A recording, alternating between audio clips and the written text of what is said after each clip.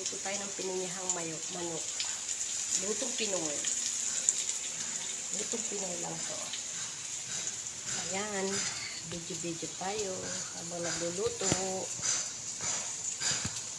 Kaya susunog ang aking bagang pag-ibisa.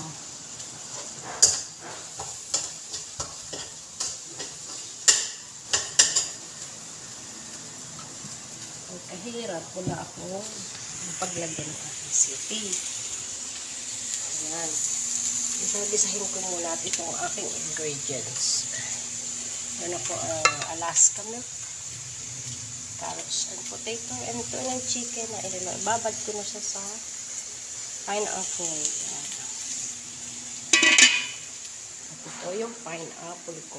Bukas ako na isang pineapple juice. Ayan. Ayan, at ako'y magluluto muna. Baka may umakyat, ay hindi ako magpa-video. Ayan, dito ko siya ilagay. Ayan.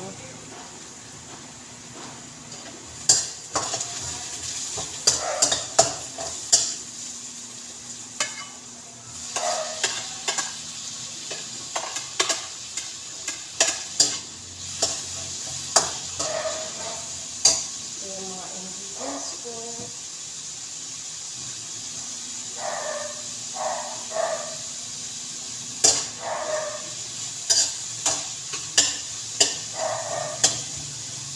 Lang po magluto nito. Isa-isa nila natin siya.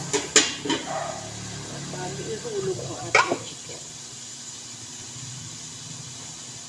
Gagamit din tayo dito ng cheese. Para mas masarap ang ating pininyahang manok.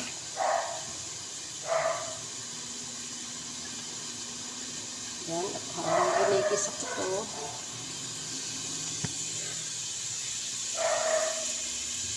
pasensya na po at wala talaga ako magamit next time dito sa pindal ko kasi ako nagluluto. No? Sige. Yan. Part 2 yung pagluluto ng pininyahang manok. Ginisa ko muna siya. Ibisahin nyo lang maigi hanggang siya ay mag-dry. Kasi lalabas pa yung dugo ng mga manok dyan. Ayan. Ayan lang pagluluto.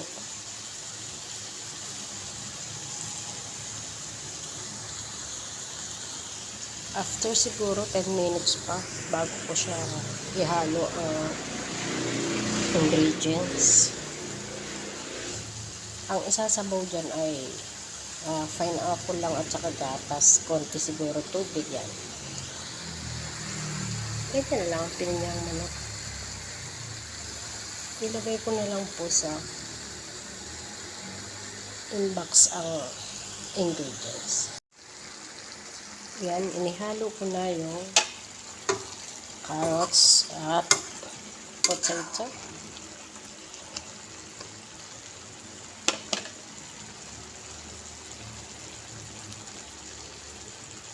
Mamaya ko ilalagay yung milk at saka pineapple. Ayan na po ang aking pininyahang manok. Nilagyan ko na siya ng pineapple juice. At ito naman ang isusunod ko. Milk.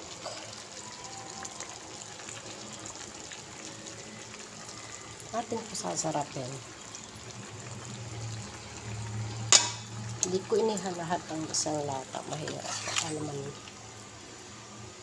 titikman natin yan lang. Oh. Tayo natin hanggang sa ito. Lagay ko na yung bell pepper, red pepper.